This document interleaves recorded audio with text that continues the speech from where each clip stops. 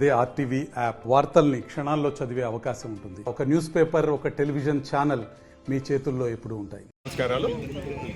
కేసీఆర్ నాయకత్వాన కేటీఆర్ గారి పిలుపు మేరకు తెలంగాణ బొగ్గని కార్మిక సంఘ నాయకులు రాజిరెడ్డి గారు అనుకుంటూ మిగతా నాయకులందరి దాని ప్రకారం తెలంగాణ ప్రాంతంలో సంబంధించిన సభ్యుల ఒక సహాయ సహకారాలు మాజీ సహాయ సహకారంతో సింగరేణి కేంద్ర రాష్ట్ర ప్రభుత్వాలు ప్రైవేటీకరణ చేసే దిశగా బ్లాకుల్ని బొగ్గు బావుల్ని మరి టెండర్ ప్రక్రియ మొదలుపెట్టిన సందర్భంలో అందులో బీజేపీ అదేవిధంగా కాంగ్రెస్ ఉప ముఖ్యమంత్రి గారు అందులో పాల్గొనడం ఇది దురదృష్టకరం.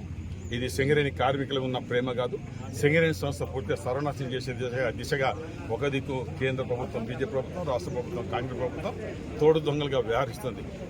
దీనికి వ్యతిరేకంగా మాకు కావాల్సింది కార్మికులకు మేలు, మా కావాల్సింది ముఖ్యమంత్రి గారి ఉద్దేశం వల్ల ఆనాడు బ్లాకులు ఈ రకం చేస్తే సింగరేణి సంస్థ కోట్లాది రూపాయలు, 100 కోట్ల రూపాయలు ఖర్చు పెట్టి బొగ్గు నిల్వల్ని ఏదైతే కేంద్రానికి రిపోర్ట్ చేస్తే అది సింగరేణి సంస్థ ఇవ్వకుండా ప్రైవేటు వ్యక్తులు ఇచ్చే కార్యక్రమం మొదలుపెట్టారు.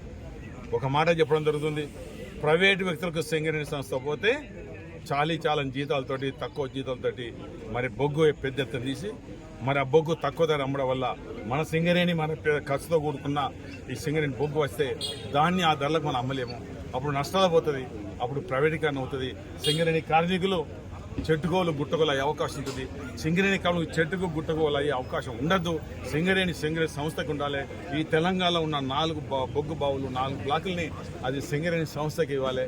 ఒకవేళ వాళ్ళు ఏదన్నా మరి ప్రైవేటు వ్యక్తులకు ఇచ్చే కార్యక్రమం చేస్తే బొగ్గు పిల్ల తీయనీయం. బొగ్గు పిల్ల ఆనాడు ఎట్లా తీయలేదు ఇవాళ కూడా అట్లే తీయనీయం. బొగ్గు పిల్ల తీస్తే ఏ పార్టీలు ఎక్కడున్నా, కేంద్ర ప్రభుత్వం, రాష్ట్ర ప్రభుత్వం ఒకటైనా, పోలీసు యంత్రాంగం పెట్టినా దాదాపు 40,000 మంది కార్మికులతోటి ఎక్కడ బొగ్గు తీస్తే ఒక పిల్ల తీయనకుండా తరిమి వాళ్ళను ఈ తెలంగాణ రాష్ట్రం నుంచి పారదోలుతున్న మాట చెబుతూ సింగరేణి ఈ బొగ్గు బావులు సింగరేణి సంస్థకే ఇవ్వాలని డిమాండ్ చేస్తూ ఈ రోజు ధర్నా కార్యక్రమంలో పాల్గొన్న మా యూనియన్ ఉపాధ్యక్షులు, సెక్రటరీ, మిగతా పార్టీ పరంగా మరిన్ని వీడియోస్ కోసం ఛానల్ ని సబ్స్క్రైబ్ చేయండి. లేటెస్ట్ అప్డేట్స్ కోసం వాట్సాప్ ఛానల్ ని ఫాలో చేయండి. అండ్ లింక్ డిస్క్రిప్షన్ లో ఉంది.